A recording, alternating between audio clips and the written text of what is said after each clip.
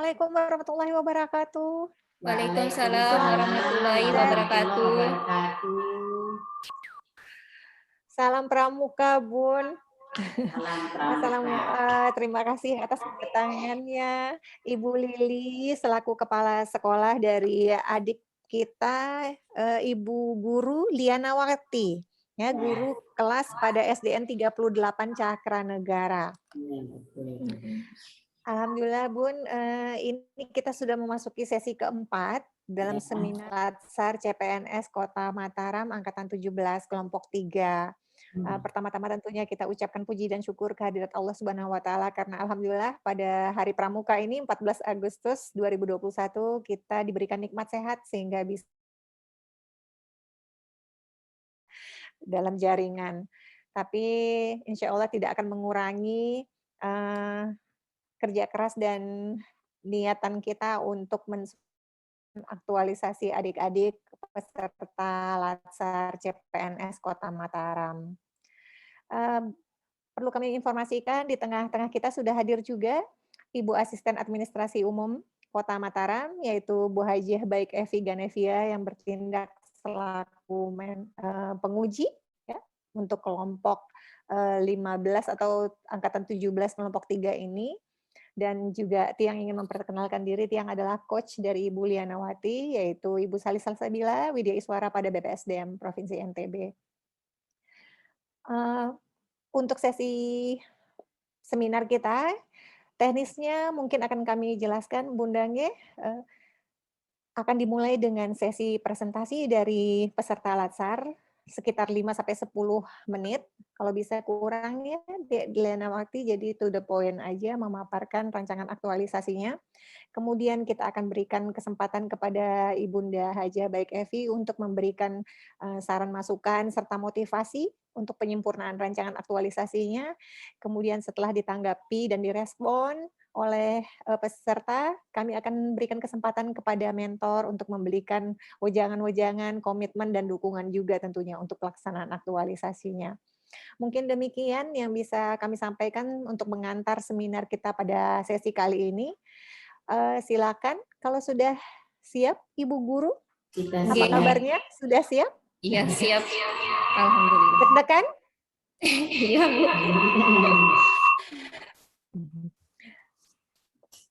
Nggak usah terlalu deg-degan, insya Allah ya akan baik-baik saja, karena Ibu yakin dari awal juga Bu Lianawati termasuk yang paling baik progresnya dalam penyusunan rancangan aktualisasi, selalu mengumpulkan tepat waktu dan menjalani pembimbingan dengan baik. Mudah-mudahan diberikan kemudahan oleh Allah. Silakan Ibu Guru untuk memaparkan rancangan aktualisasinya. Silakan. Sudah terlihat? Ya.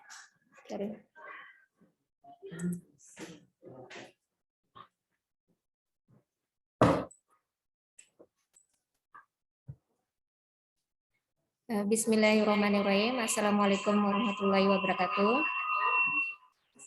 Saya akan mempresentasikan rancangan aktualisasi saya yang berjudul Peningkatan Hasil Belajar Siswa Melalui Pendekatan TPACK pada Pembelajaran IPS Siswa Kelas 6 di SDN 38 Cakranegara.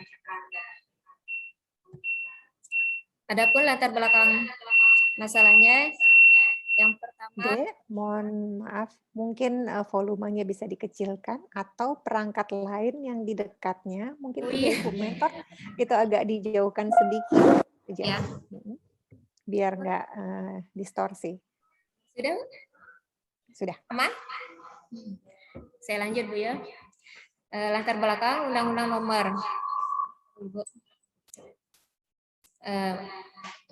5 tahun 2014 tentang ASN adalah pegawai negeri sipil yang terdiri dari PNS dan P3K.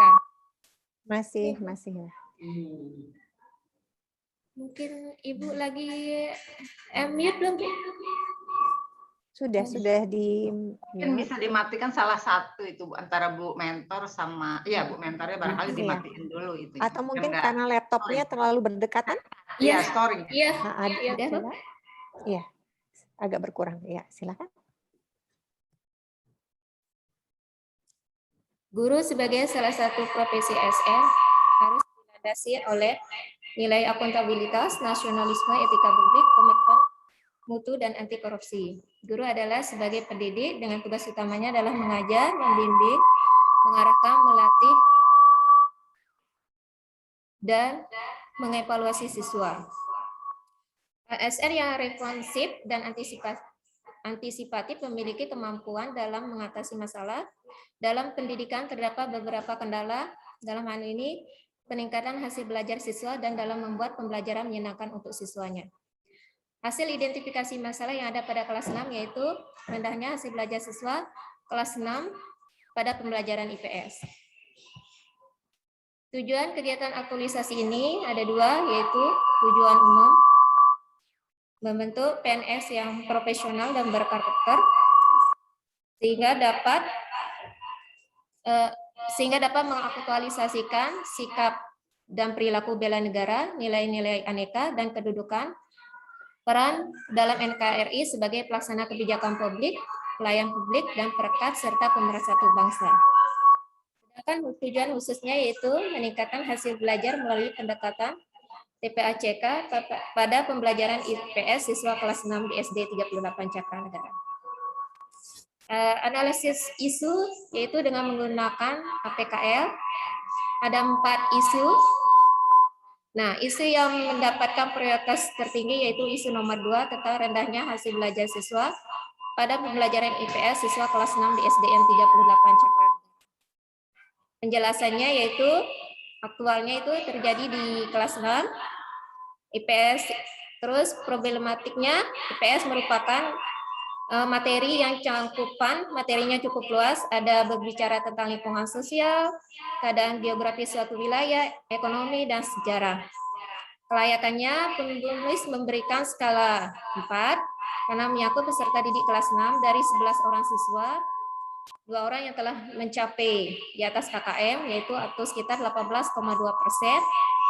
Sedangkan layaknya saya memberikan nilai 4 karena pantas untuk dijadikan solusinya karena saya sebagai guru kelas 6 yang bertugas dalam memperbaiki hasil belajar siswanya.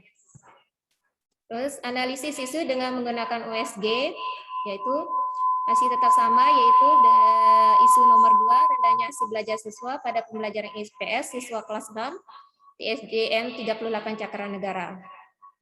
Itu urgennya itu tentang rendahnya hasil belajar. Sangat mendesak karena kelas 6 merupakan jenjang akhir di sekolah dasar.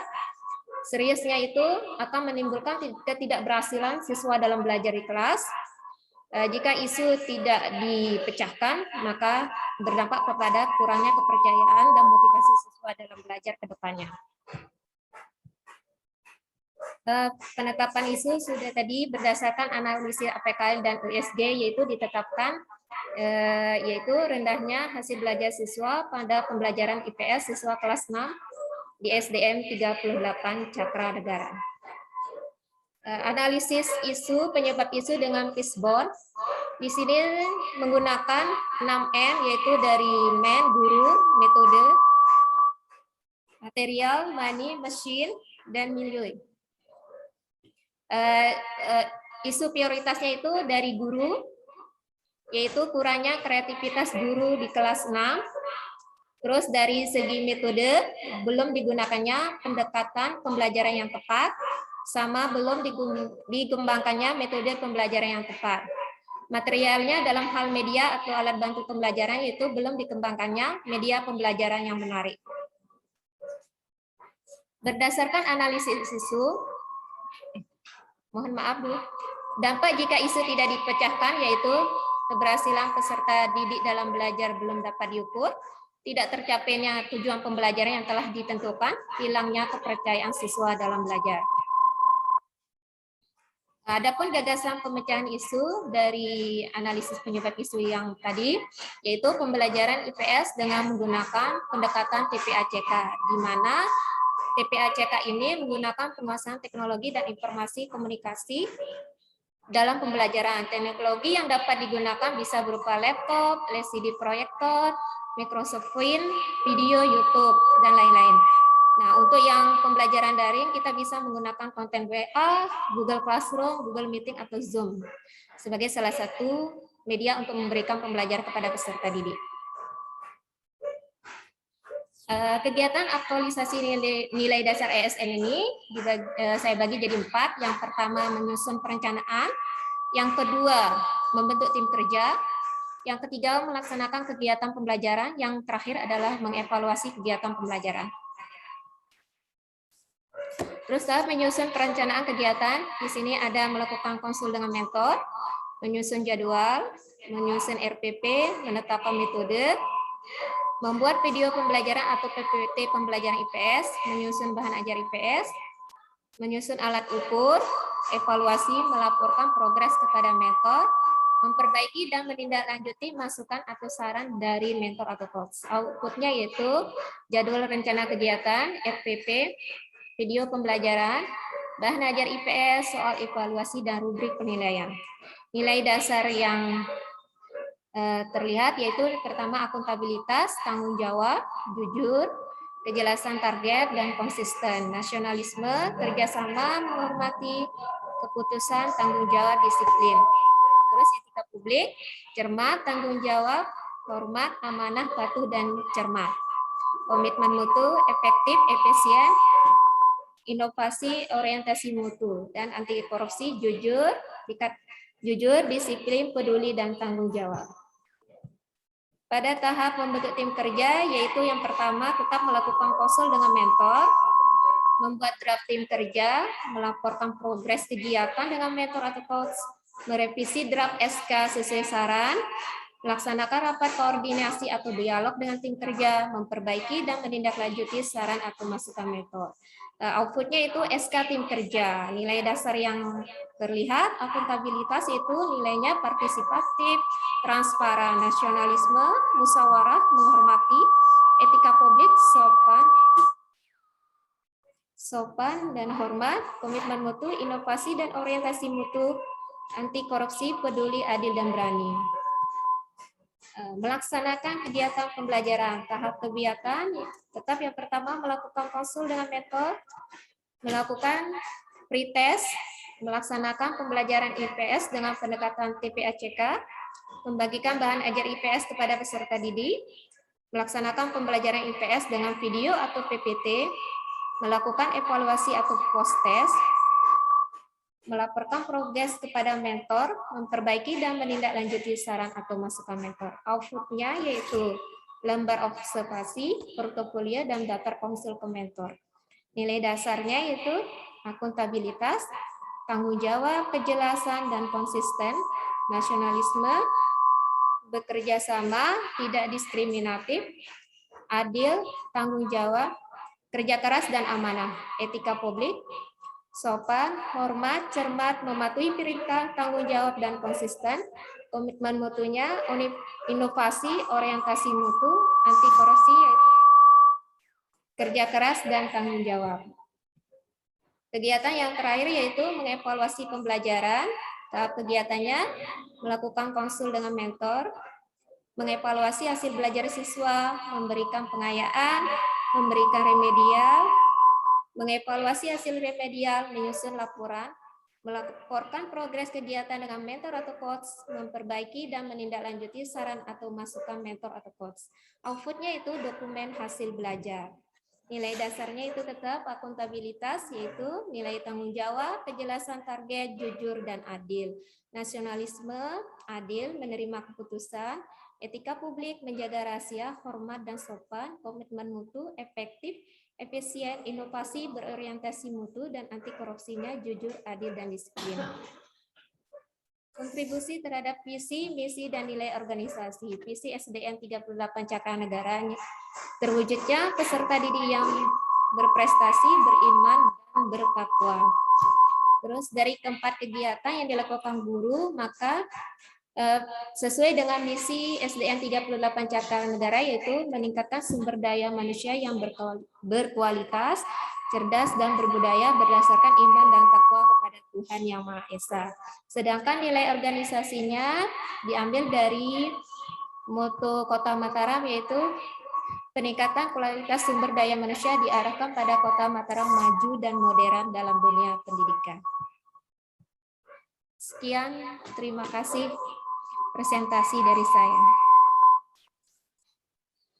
Terima kasih untuk Bu Guru Liana yang sudah memaparkan rancangan aktualisasinya. Mungkin langsung kami serahkan dan berikan kesempatan kepada Ibu Asisten 3 untuk memberikan saran masukan serta penguatan. Terima kasih Mbak Sally. Assalamualaikum warahmatullahi wabarakatuh. Selamat siang untuk Ibu Mentor, Bu Lili Nurhayati, Mbak siapa? Mbak Liana, guru SD kelas 6 ya. Selamat. Pertama saya menyampaikan apresiasi kepada Mbak Liana dan mentor yang udah menyelesaikan tulisannya ya, rancangan aktualisasi yang merupakan persyaratan ini dalam setiap mengikuti Latsar ya. Kita tahu bahwa Latsar ini adalah syarat untuk Mbak Liana bisa menjadi PNS penuh gitu ya. Jadi memang di dalam Latsar tidak saja kita dibutuhkan nilai tinggi, tapi tingkat kehadiran barangkali ya diutamakan juga dalam setiap mengikuti kegiatan. Mbak Liana, terkait dengan tulisan ini saya sudah tidak ragukan lagi gitu ya, karena sistematika, tata naskah sudah diberikan oleh coach. Hanya saja yang ingin saya ya mungkin kasih gambaran gitu ya, minta gambaran sedikit. Nah, terkait dengan penggunaan teknologi informasi TIK ya. Tadi Mbak Liana sepertinya menyampaikan bahwa sudah terbiasa anak didik menggunakan itu ya, teknologi informasi. Kalau sekiranya ada peserta didik kan yang belum ada aja ya, yang belum terbiasa menggunakan TIK kan harus didampingi oleh orang tua gitu ya. Sementara orang tua ada ya juga yang tidak mengerti IT gitu ya. Ini gimana nih kira-kira solusinya dari Bu Guru ini? Itu yang pertama saya tanyakan. Nanti kita lanjut lagi. Alhamdulillah yang di kelas 6 jumlahnya itu 11 orang, semuanya aktif di dalam melaksanakan. Kita lihat dari pembelajaran daring kemarin aktif, cuma ini 3 orang yang belum ini Bunda, yang belum sama sekali. Dia yang 2 orang ini punya alat komunikasi tapi tidak pernah tidak pernah aktif dalam pembelajaran. Yang satu alasannya karena HP-nya rusak. Yang kedua alasannya masih sakit sampai sekarang.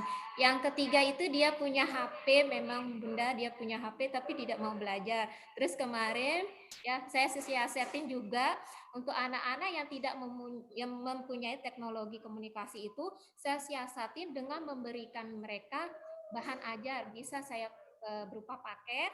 Terus anak-anak saya minta juga datang ke sekolah untuk untuk mendapatkan bahan ajar. Nah, nanti itu bisa dia melihat di temannya yang di satu tempat tinggal.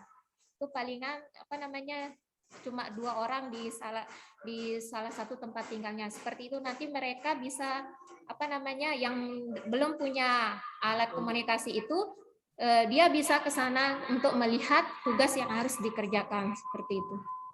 Jadi Bu Guru harus aktif kan, harus aktif menjemput bola gitu ya. Ada.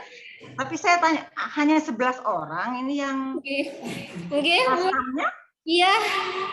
Memang sekolah tiang di SD 38 Cakranagara itu jumlah siswanya sedikit, Bunda.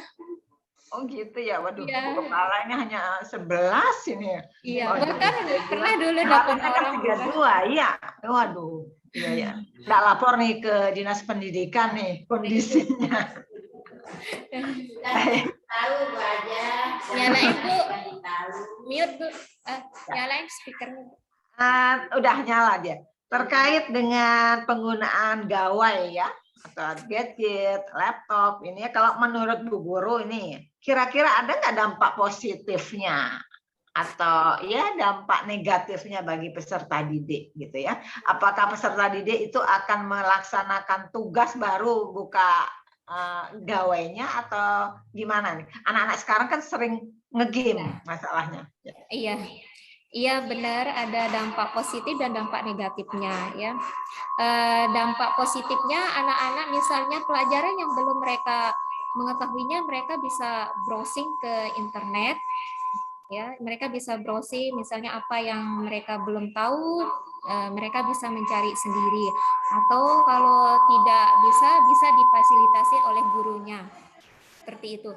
Kalau yang dampak negatifnya kadang-kadang anak-anak ini ya Bunda, ada di sini masalah saya di sini ada peserta saya dia aktif di apa namanya dia aktif punya kuota aktif di status aktif tapi dalam pembelajaran itu dia tidak ada.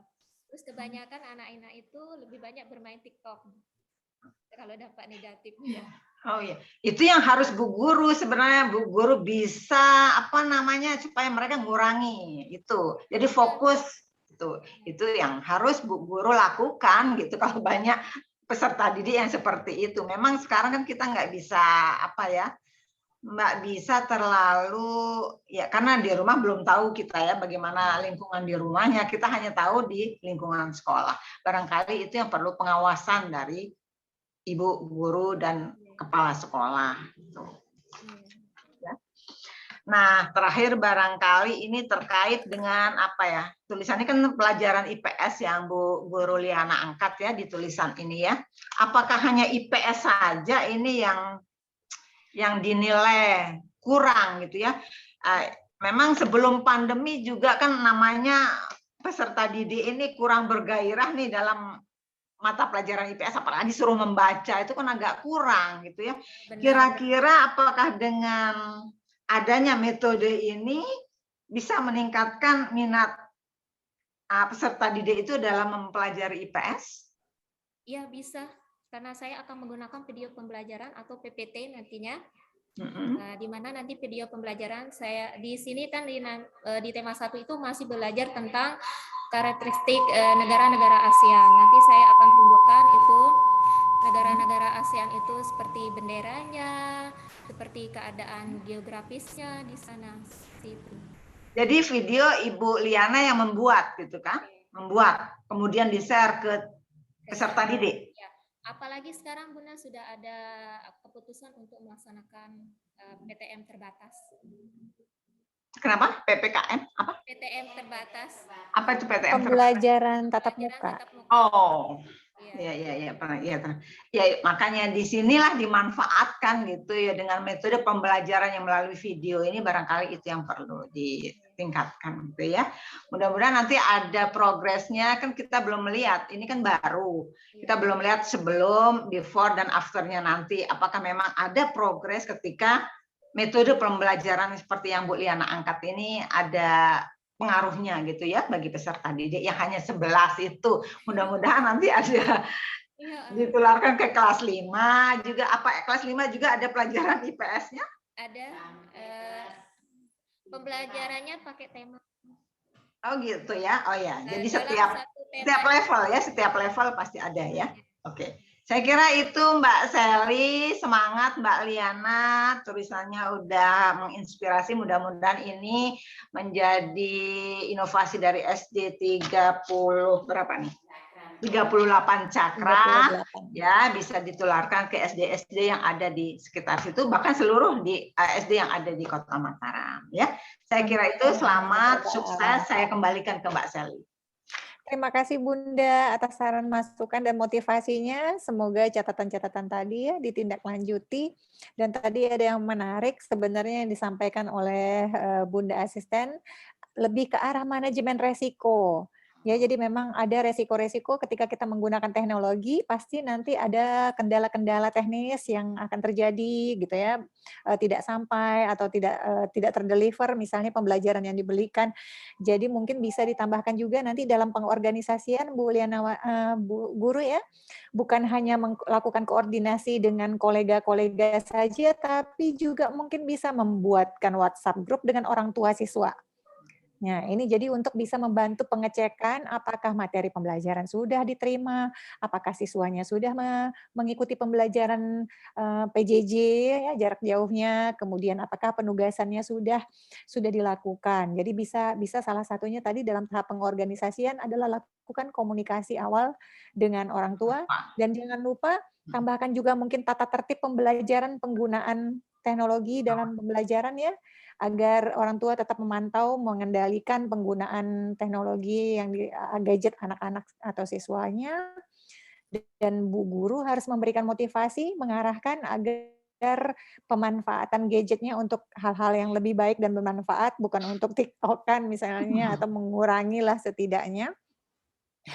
Kemudian tadi juga ada yang menarik terkait dengan PTM terbatas, berarti tatap muka di kelas, meskipun terbatas itu bisa digunakan untuk penguatan pendalaman materi, sekaligus mekanisme kontrol terhadap siswa-siswa yang mungkin agak lelet dalam pembelajaran jarak jauh ya. Mungkin itu. Jadi nanti akan lebih bagus sekali sistem yang dikembangkan oleh Bu Guru, sudah bisa mengcombine antara PJJ dan PTM, membuat mekanisme kontrolnya, dan juga meningkatkan motivasi belajar ketika tidak bisa bertatap muka langsung.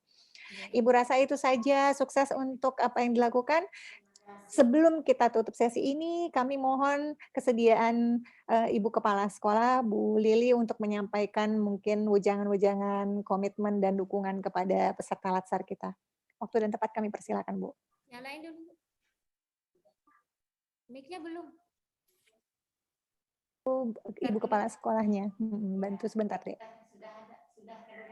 Belum. Ya, sudah. Belum di. Ada cuman kurang keras, Bu. Tapi kedengaran. Kedengaran cuma kurang keras. Mohon izin bantu mentor dulu. Nggih, silakan.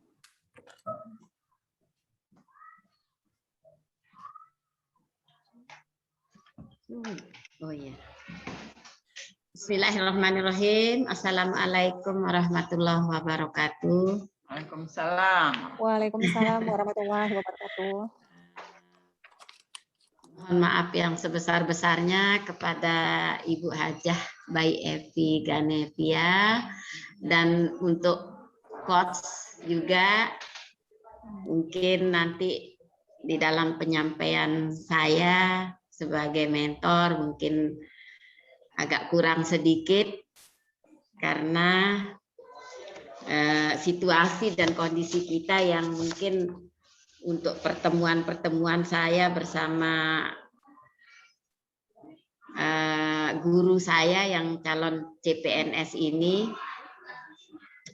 mudah-mudahan nanti di dalam penyampaian ini bisa bermanfaat. Baiklah Bapak Ibu yang saya hormati, mengenai judul yang sudah disampaikan oleh Bu Lianawati, menurut saya alhamdulillah sudah bagus sesuai dengan keadaan dan kondisi sekolah kami di SD 38 Cakranegara.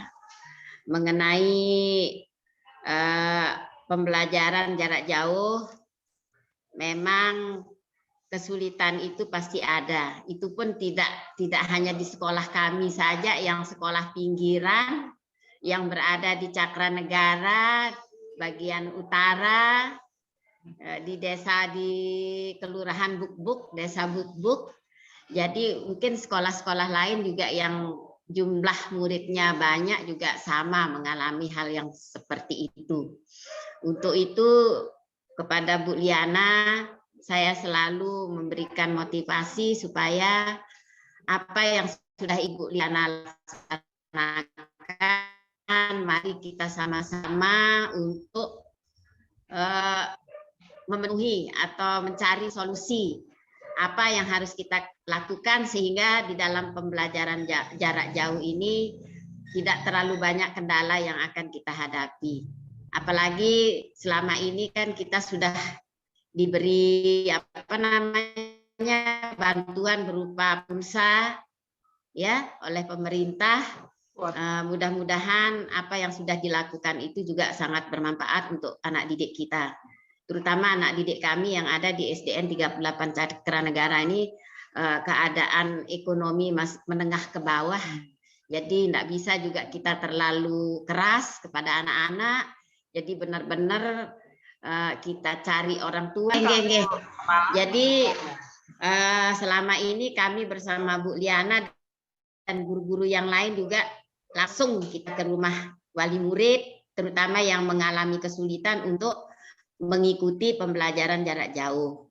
Nah, caranya adalah kami memberikan dia pembelajaran itu dengan cara kita memotokopikan, mencetakkan dia.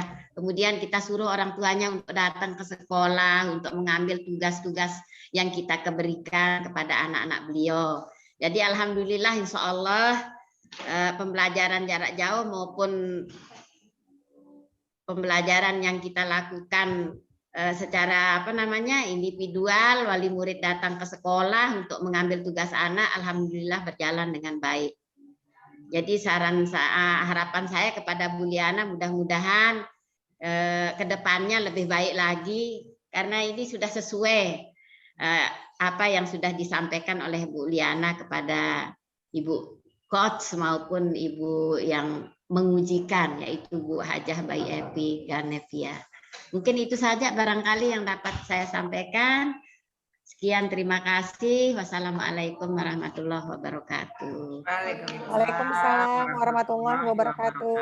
Terima kasih untuk dukungan dan mohon bimbingannya dari Ibu Kepala Sekolah kepada peserta latsar kita agar bisa menuntaskan latsarnya dan yang jelas bisa menerapkan inovasi yang dilakukan sehingga menjadikan SDN 38 Cakra menjadi lebih berkualitas dan bermutu lagi. Amin ya rabbal alamin. Ada lagi yang mungkin ingin disampaikan dari Ibu penguji? Ya, makasih Mbak Sally. Jadi Bu Kepala, Bu Mentor, Bu Lili, Ibu tuh harus bersyukur Bu ya dapat CPNS. Iya, alhamdulillah. Ya, jadi sekarang output rekrutmen CPNS itu sudah saya anggap sudah transparan gitu ya. Jadi orang-orang yang lulus CPNS itu orang-orang yang punya orang-orang yang pintar. Ya, betul. Karena tidak ada intervensi siapa-siapa. Jadi mereka ketika ujian di depan CAT, di depan komputer itu hari itu juga mereka tahu lulus atau tidak nilainya. Jadi betul.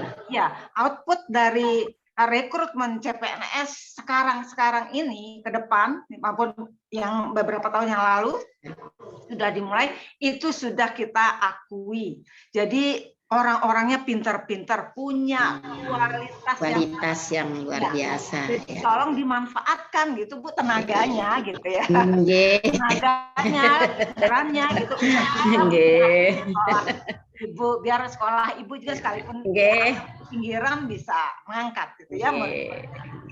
Saya kira itu Mbak. Terima kasih Bu Mentor. Semangat Bu Liana. Ya, terima kasih banyak. Terima kasih banyak dan masukannya. Terima kasih banyak untuk Bu Asisten 3. Mudah-mudahan adik kita Liana dan Ibu Mentor bisa menjalankan aktualisasi dengan baik ya. Semoga bermanfaat dan mudah-mudahan juga nanti hasilnya bisa sesuai dengan harapan. Amin. Kita sudah sesi. Ya Allah, amin. Alhamdulillahirabbil alamin. Alhamdulillahirabbil alamin. Assalamualaikum warahmatullahi wabarakatuh. Sukses. Waalaikumsalam warahmatullahi wabarakatuh.